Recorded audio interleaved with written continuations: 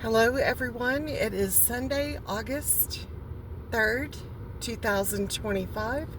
Welcome to my next video.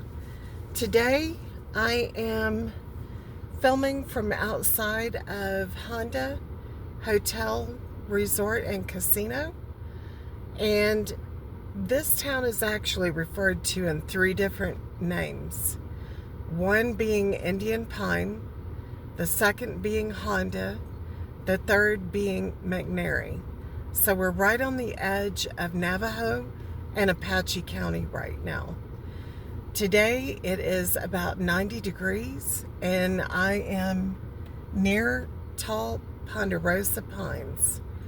And as I mentioned in my last video, I am highly allergic to pine, but I love this area so much. I have a spiritual connection to this land. One of the Apache tribes that I'm from is here, and this is the White Mountain Apache tribe.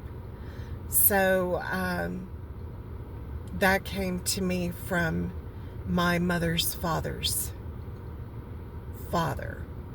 So I had to think back generations before I could land on which side of the family tree this tribe came to me. So, and I inherited. So, anyway, today it is pushing 90 degrees. The ecosystem is suffering because in normal monsoon seasons, when I started visiting to learn my Apache way back in, let's say 1999, today it would be about 72 degrees and we are due to reach 91. So it is unseasonably warm. Therefore, since I'm a nomad, I am cooling off in the comfort of my home on wheels. So that being said, I promised you in the last video that I would continue on with the years of 6 through 11. So when I was 6, well, I had to be 6 by September 1. So we had to skip a year because my birthday falls in November. So I wasn't allowed to start with kids my own age, if that makes any sense. So, and I believe it's still true to this day. Your child has to be a certain age by a certain date to be able to start a certain year. So, I had to wait another year. And I was 7 actually when I started first grade. And I started first grade in what's known as South Park in Beaumont, Texas. And I have to say, I remember that experience to this day. My stepmother made my school clothes for me. She was a seamstress and loved to get pretty creative. She did embroidery on my dresses. She was so excited for me that she would put nursery rhymes, pictures of nursery rhymes, the caricatures of children's books, the cover artwork on my dresses. So that was pretty cool and very kind-hearted of her to do that, because she was trying her hardest to be a good mom for me after my mother committed suicide. So she and my father were married before I started first grade. And she needed a husband for a father for her son, and he needed a mom, a mother type for his daughter. So it made perfect sense for them to join together. And I remember even the first day of school, she walked me to school every morning, and it was like I was in an alternate universe, to tell you the truth, because my experiences with my grandparents at this point had developed into, okay, it's time now for you to learn. It's time for you to learn the Cherokee way, and it's time to start you now. So, and that included gardening, harvesting berries, fruits off of our fruit trees, strawberries off the strawberry bushes. We had pecan trees, walnut trees in Mama's front yard. Yes, I have a Mama too.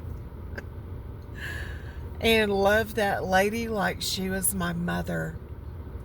We were so close. And I just adored my grandparents. They were like my lifeline after my mother passed away. And so every time I got to go and visit, it was a treat and an experience. So this was much different than now going to a schoolhouse. And it was challenging to get through the first day. I didn't cry, I'll tell you that. But I was scared out of my mind. I don't think I spoke to anyone. The whole first day of school, maybe even the whole first week or 2 weeks of school, I just sat there and did what I was told. I didn't play with anybody on the playground. I didn't know how to do that, because that part of being a child never happened for me. I was dealing with the tragedy and the trauma and the devastation from losing my mother. So,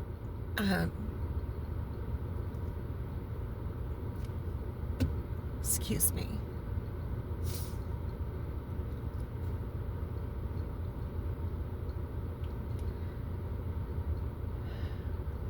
We got through the first couple of weeks, and the teacher called my stepmom and said, Kelly's not really participating. She's not talking to anyone. I asked her if everything's okay, and she just nods her head. I ask her if she needs the bathroom, and she'll either nod her head or shake her head no. She won't talk to me.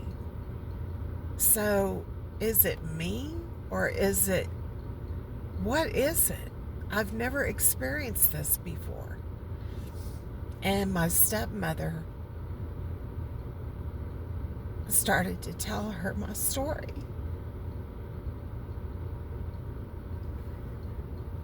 I'm sorry, guys.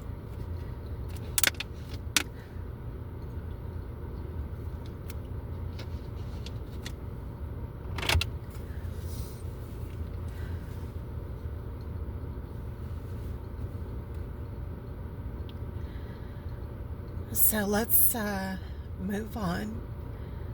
I got through the school year and I was promoted to second grade. That year, I was at a different school in Beaumont, Texas. My stepmom and my father got a divorce, and she moved off to California with my little brother. Actually, he wasn't my little brother. He wasn't even, we didn't share DNA because he had a different father. And so, yet another move.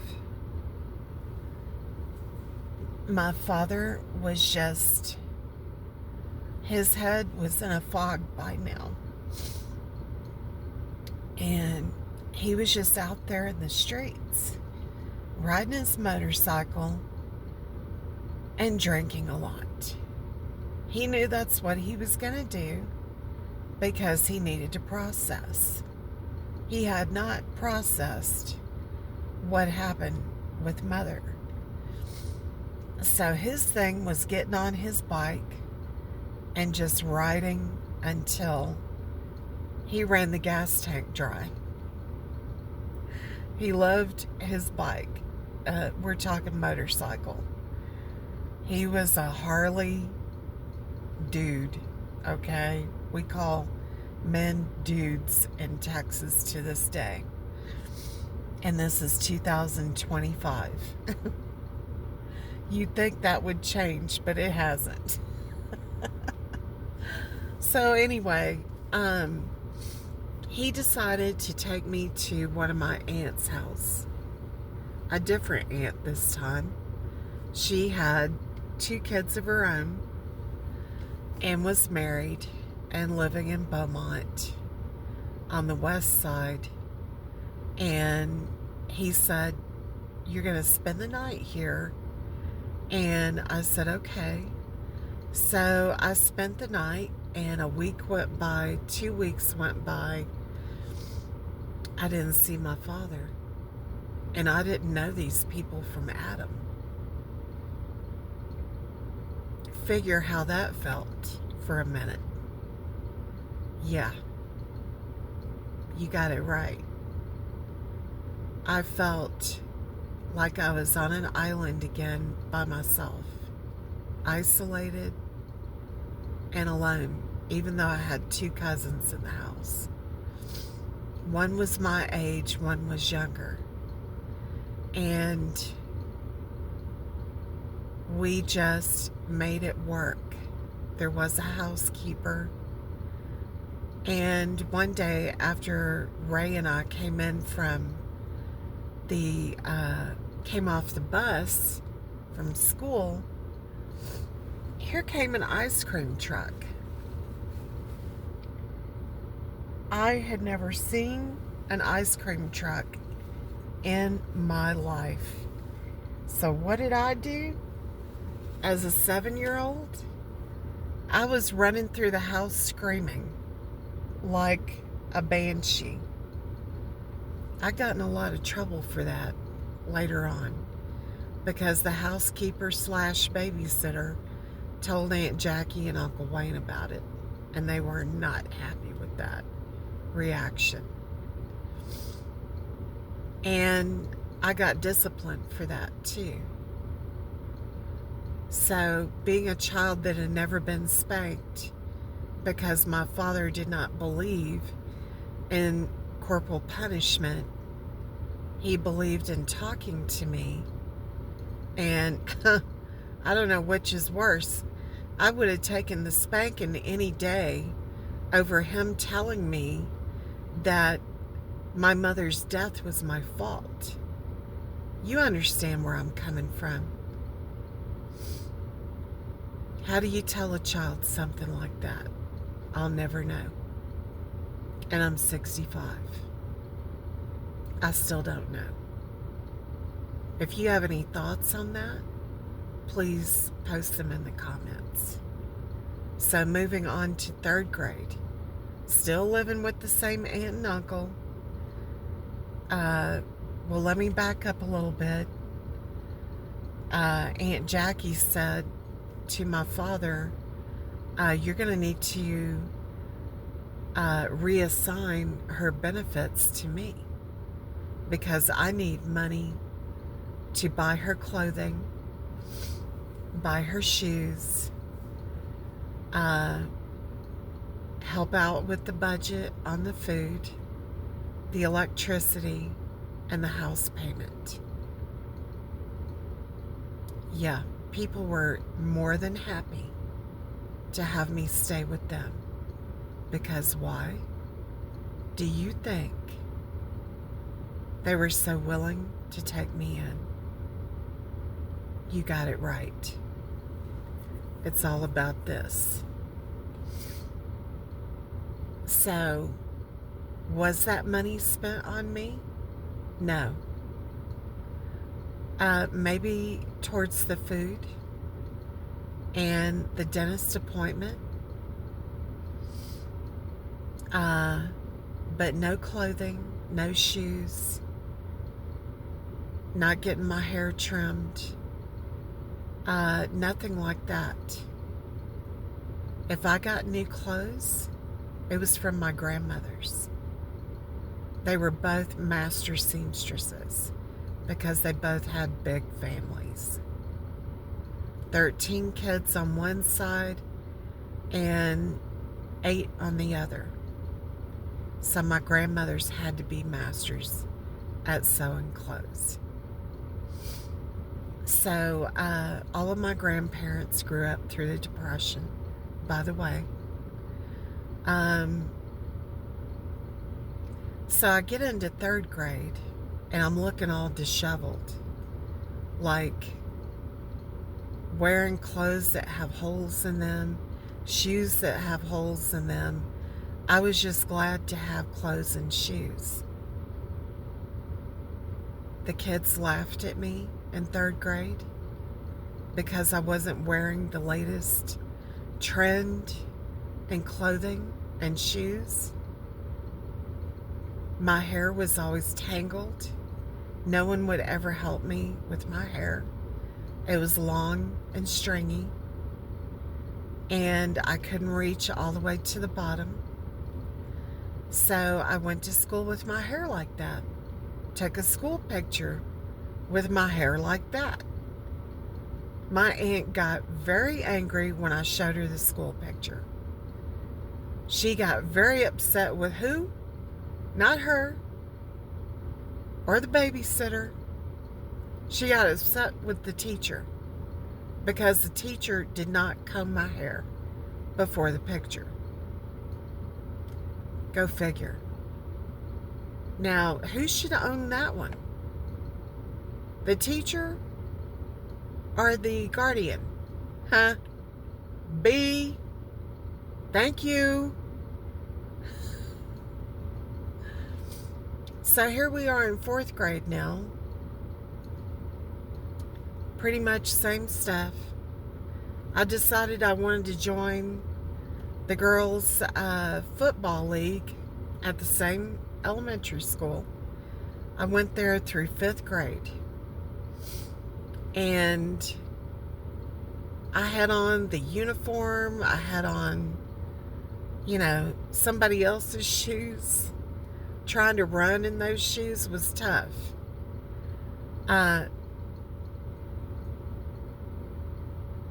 Still was struggling academically. And guess why? In that area, there's a lot of racism. You've heard of Vidor, Texas. Everybody knows about Vidor. Well, we were hiding from them too. And so there were those individuals in the classrooms teaching that were married to some of those guys in that organization. And they would sit me in the back of the classroom and they would not teach me. They would not talk to me. They would not interact with me. The only way teachers interacted with me at that school was if they were yelling at me or just telling me, go sit in the back of the classroom. Okay? Get all your stuff. Go sit in the back of the classroom. Well, they tried to put me in special ed, and my father said no. She is bright. We had her tested when she was 2. And she is bright. You just don't know how to teach her. And he was right. Anything is better than being told to sit in the back of the classroom and not answer any questions from me. not assist me in any way, except it's lunchtime, or it's time for this, or it's time for that. There's an eagle flying around over there in the trees. So this is a good bird watching spot too. So there was one teacher in the entire school who was black. One. So my homeroom teacher asked her, will you please watch the class while I go make copies and I check in with the office and what have you. I'm going to take the attendance in, that kind of thing. This lady came into the classroom, and one day I was sitting in the back of the room and she recognized me and she waved me over. I went over to her and she said, may I hug you? I nodded my head yes. She was different just like me.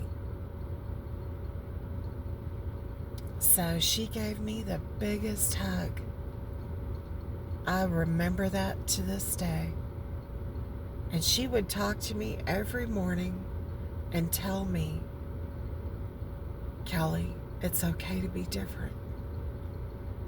I'm from a different country, but my people were brought over here way back in the 1700s. Or was that the 1600s?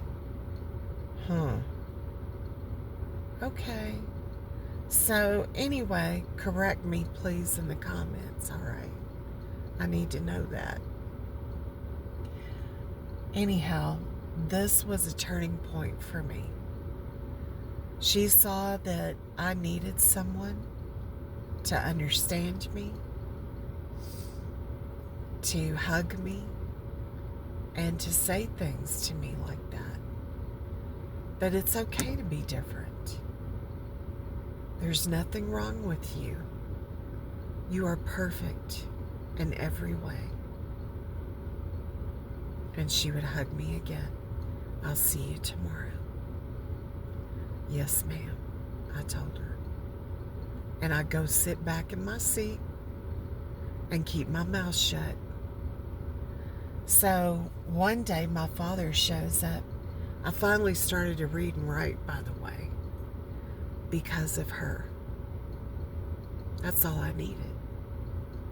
But there wasn't anyone that was willing to stop and tell me what I needed to hear in order to excel and move forward. She became like a mom to me, and I am eternally grateful to her. In fact, this was at a school called Regina Howell Elementary in Beaumont, Texas.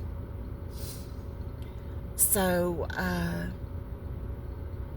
they just kept passing me on. They never talked about holding me back. They did talk about putting me in special ed. But after she started hugging me and talking to me, it just took off like wildfire. I started reading and writing. So I went on to 5th grade. 5th grade, I started learning about how to socialize. Oh, let me say one more thing. Aunt Jackie told my father that I finally started to read and write. And he said, oh my God, they were about to put her in special ed. She said, I know.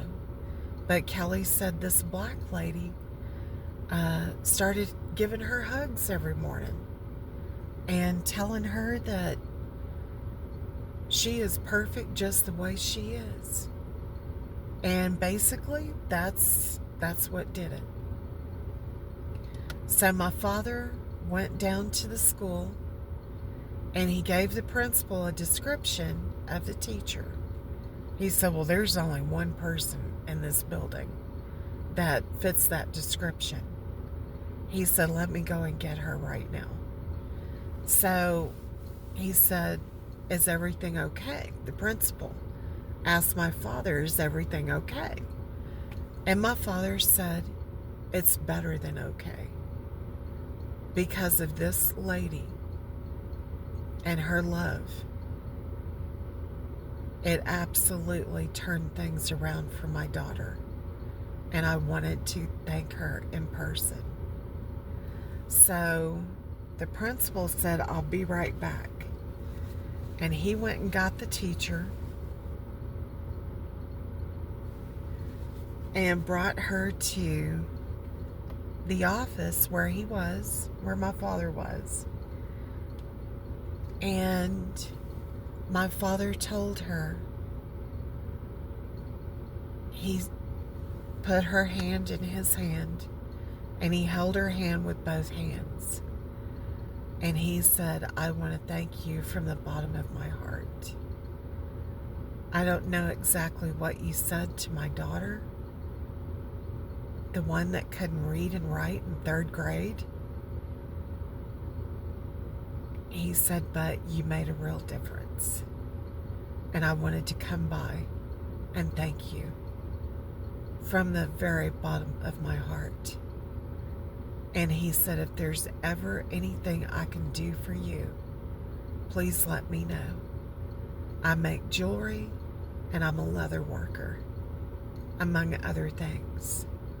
He said, you can contact my sister's house and let her know if you ever need me for anything. Any handiwork around your house, I can, I'm very knowledgeable. I can come by and help you out with that as well. He said, but now she can move forward because of you. So I'm going to stop right here at 4th grade and just elaborate on our words are power. What we say to our children. In my situation, it was a whole community.